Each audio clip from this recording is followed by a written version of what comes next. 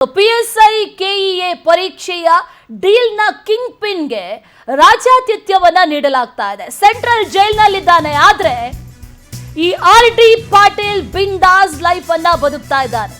PSI KEA ಪರೀಕ್ಷೆಯ ಅಕ್ರಮದ king pin ಈತ ಸದ್ಯಕ್ಕೆ ಜೈಲ್ ಸೇರ್ಕೊಂಡಿದ್ದಾನೆ, ಆದ್ರೆ ಜೈಲ್ನಲ್ಲೂ ಕೂಡ ರಾಜ್ಯಾತಿಥ್ಯವನ್ನ ನೀಡ್ತಾ ಇದ್ದಾರೆ. ಕಲಬುರಗಿ ಸೆಂಟ್ರಲ್ ಜೈಲಿನಲ್ಲಿ ಕರಾಳ ದಂಧೆ ನಡೀತಾ ಇದೆ. ದುಡ್ಡು ಕೊಟ್ರೆ ಈ ಜೈಲಲ್ಲಿ ಏನ್ ಬೇಕಿದ್ರೂ ಸಿಗುತ್ತೆ. ಪ್ರತಿನಿತ್ಯ ಜೈಲಿಗೆ ನಿಷೇಧಿತ ವಸ್ತುಗಳು ಸರಬರಾಜು ಆಗುತ್ತೆ. ದುಡ್ಡು ಕೊಟ್ರೆ ಜೈಲಿನಲ್ಲಿ ಸಿಗರೇಟ್, ಗುಟ್ಕಾ, ಗಾಂಜಾ ಇದೆಲ್ಲ ಕೂಡ ಸಿಗುತ್ತೆ. ಪ್ರತಿನಿತ್ಯವೂ ಕೂಡ ಯಾವುದೇ ತಪಾಸಣೆ ಇಲ್ಲದೆ ಇಲ್ಲಿ ಸಾಗಾಟ ಮಾಡಲಾಗುತ್ತೆ. ಜೈಲಾಧಿಕಾರಿಗಳಿಂದಲೇ ನಿಷೇಧಿತ ವಸ್ತುಗಳನ್ನ ಇಲ್ಲಿ ಸಾಗಾಟ ಮಾಡಲಾಗ್ತಾ ಇದೆ ಅನ್ನುವಂಥ ಆರೋಪ ಈಗ ಕೇಳಿ ಬರ್ತಾ ಇರುವಂಥದ್ದು. ಅಲ್ಲಿ ಜೈಲಿಗೆ ಏನೇನು ಸಾಮಗ್ರಿಗಳನ್ನ ಸಾಗಿಸ್ತಾ ಇದ್ದಾರೆ ಅನ್ನೋದನ್ನ ಗಮನಿಸ್ತಾ ಇದ್ದೀವಿ.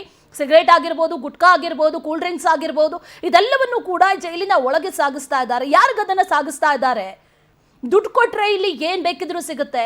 ತಪ್ಪು ಮಾಡಿದವರು ಒಂದು ಜೈಲ್ ಸೇರ್ತಾರೆ, ಆದ್ರೆ ಜೈಲ್ ಸೇರಿದ ನಂತರವೂ ಕೂಡ ಅಲ್ಲೂ ಕೂಡ ಇಂಥ ರಾಜಾತಿಥ್ಯ ಸಿಗುತ್ತೆ ಅಂತಂದ್ರೆ ಜೈಲಲ್ಲಿದ್ರೇನು ಹೊರಗಡೆ ಇದ್ರೇನು ಎಲ್ಲವೂ ಕೂಡ ಒಂದೇ.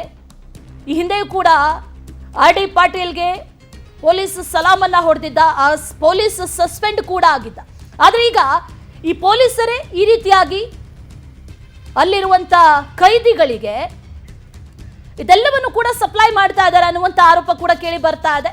ಈ ವಿಚಾರಕ್ಕೆ ಸಂಬಂಧಪಟ್ಟಂತೆ ಮತ್ತಷ್ಟು ಡೀಟೇಲ್ಸ್ ಅನ್ನ ನೀಡ್ತಾ ಹೋಗ್ತಾರೆ ನಮ್ಮ ಪ್ರತಿನಿಧಿ ಅನಿಲ್ ಸ್ವಾಮಿ.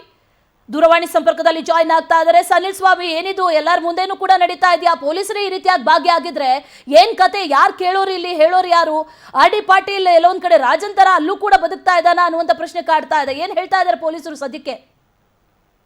ಅಶ್ವಿನಿ, ನಿಜಕ್ಕೂ ತಪ್ಪು ಮಾಡಂತ ಅಪರಾಧಿಗಳಾಗಿರ್ಬೋದು, ಕೈದಿಗಳಾಗಿರ್ಬೋದು, ಹೀಗೆ ಇಂಥವರನ್ನ ಏನು ಶಿಕ್ಷೆ ಕೊಟ್ಟು ಮನ ಪರಿವರ್ತನೆ ಮಾಡಲು ಇಂತಹ ಒಂದು ಕೇಂದ್ರ ಕಾರಾಗೃಹಗಳನ್ನ ಸ್ಥಾಪಿಸಲಾಗಿದೆ. ಆದ್ರೆ ಕಲಬುರಗಿ ಕೇಂದ್ರ ಕಾರಾಗೃಹ ಇದಕ್ಕೆ ವಿರುದ್ಧವಾಗಿ ಅಂತ ಹೇಳಬಹುದು. ಇಲ್ಲಿ ಪ್ರತಿಯೊಂದು ಕೂಡ ದುಡ್ಡು ಕೊಟ್ಟರೆ ಏನೆಲ್ಲ ಸಿಗುತ್ತೆ ಅನ್ನೋದು ಕೂಡ ಈ ಒಂದು ದೃಶ್ಯಗಳನ್ನ ನೋಡಿದ್ರೆ ಕೂಡ ನಮ್ಗೆ ಖಂಡಿತವಾಗಿ ಅರ್ಥವಾಗ್ತದೆ ಅಂತ ಹೇಳ್ಬೋದು. ಕಲಬುರಗಿ ಸೆಂಟ್ರಲ್ ಜೈಲಿನಲ್ಲಿ ಏನೊಂದು PSI ಪರೀಕ್ಷಾ ಹಗರಣದ ಕಿಂಗ್ ಪಿನ್ RD ಪಾಟೀಲ್ ಸೇರಿದಂತೆ ಸಾಕಷ್ಟು ಏನೊಂದು ನಟೋರಿಯಸ್ ಕೈದಿಗಳು ಅಲ್ಲಿ ಏನೊಂದು ಶಿಕ್ಷೆ ಅನುಭವಿಸುತ್ತಿದ್ದಾರೆ. ಇಂತಹ ಒಂದು ದೊಡ್ಡದಾದ ಜೈಲಿನಲ್ಲಿ ದುಡ್ಡು ಕೊಟ್ಟರೆ ಏನೊಂದು ಏನು ಗಾಂಜಾ ಆಗಿರ್ಬೋದು, ಗುಟ್ಕಾ ಆಗಿರ್ಬೋದು, ತಂಬಾಕು ಆಗಿರ್ಬೋದು, ಹೀಗೆ ಪ್ರತಿಯೊಂದು ಏನೊಂದು ನಿಷೇಧಿತ ವಸ್ತುಗಳನ್ನು ಕೂಡ ಸೆಂಟ್ರಲ್ ಜೈಲಿನೊಳಗೆ ಸಪ್ಲೈ ಮಾಡಲಾಗುತ್ತದೆ. ಇಲ್ಲಿ ಒಂದು ಭದ್ರತೆಗಾಗಿ ಕರ್ನಾಟಕ ಇಂಡಸ್ಟ್ರಿಯಲ್ ಸೆಕ್ಯೂರಿಟಿ ಫೋರ್ಸ್ ಏನೋ ಒಂದು ಕೇಂದ್ರೀಯ CISF ಮಾದರಿಯಲ್ಲಿ ಅದೊಂದು ಕೂಡ ಒಂದು ಘಟಕ ಕೂಡ ಸ್ಥಾಪಿಸಲಾಗಿದೆ. Karnataka central industrial security force ನ ಏನೊಂದು ಸಿಬ್ಬಂದಿಗಳು ಇಲ್ಲಿ ಒಂದು ಶಸ್ತ್ರಸಜ್ಜಿತವಾಗಿ ಇಲ್ಲಿ ಭದ್ರತೆಯನ್ನು ಒದಗಿಸುತ್ತಾರೆ. ಆದ್ರೆ ಕರ್ನಾಟಕ ಸ್ಟೇಟ್ ಇಂಡಸ್ಟ್ರಿಯಲ್ ಸೆಕ್ಯೂರಿಟಿನ ಪೊಲೀಸ್ ಇನ್ಸ್ಪೆಕ್ಟರ್ ಆದಂತ ವಿಶ್ವನಾಥ್ ಪೊಲೀಸ್ ಪಾಟೀಲ್ ಅವರು ಏನೊಂದು ಇಲ್ಲಿ ಭದ್ರತೆಯ ಉಸ್ತುವಾರಿ ವಹಿಸಿಕೊಂಡಿದ್ದಾರೆ. ಆದ್ರೆ ಹೀಗೆ ಭದ್ರತೆ ವಹಿಸಿಕೊಂಡಿರುವ ಪೊಲೀಸ್ ಇನ್ಸ್ಪೆಕ್ಟರ್ ವಿಶ್ವನಾಥ್ ಪಾಟೀಲರೇ ಕೈದಿಗಳಿಂದ ಹಣ ಪಡೆದು ಏನೊಂದು ಜೈಲಿನೊಳಗೆ ನಿಷೇಧಿತ ವಸ್ತುಗಳಾಗಿರುವ ಗುಟ್ಕಾ, ತಂಬಾಕು, ಏನೊಂದು ಇನ್ನಿತರ ವಸ್ತುಗಳನ್ನ ಕೂಡ ಜೈಲಿನೊಳಗೆ ಅಕ್ರಮವಾಗಿ ಸಾಗಾಟ ಮಾಡ್ತಾರೆ ಅಂತ ಹೇಳಬಹುದು. ಇಲ್ಲಿ ಪ್ರತಿಯೊಂದು ಕೂಡ ಏನೊಂದು ಸೂಕ್ಷ್ಮವಾಗಿ ಪರಿಶೀಲನೆ ನಡೆಸಲಾಗುತ್ತಿದೆ. ಡಿಟೆಕ್ಟರ್ ಮಷಿನ್ ಆಗಿರ್ಬೋದು, ಮತ್ತೆ ಸ್ಕ್ಯಾನಿಂಗ್ ಆಗಿರ್ಬೋದು, ಹೀಗೆ ಪ್ರತಿಯೊಂದು ಯಂತ್ರೋಪಕರಣಗಳನ್ನ ಇಟ್ಟು ಜೈಲಿನೊಳಗೆ ಸಪ್ಲೈ ಆಗುವಂತ ಪ್ರತಿಯೊಂದು ವಸ್ತುಗಳನ್ನು ಕೂಡ ತಪಾಸಣೆ ಮಾಡಲಾಗ್ತದೆ. ಆದ್ರೆ ಇಷ್ಟೊಂದು ಭದ್ರತೆ ಇದ್ದರೂ ಕೂಡ ಜೈಲಿನೊಳಗೆ ನಿಷೇಧಿತ ವಸ್ತುಗಳು ಹೇಗೆ ಸಪ್ಲೈ ಆಗ್ತದೆ ಅನ್ನೋದು ಕೂಡ ಸಾಕಷ್ಟು ಒಂದು ನಿಗೂಢಕ್ಕೆ ಕಾರಣವಾಗಿತ್ತು.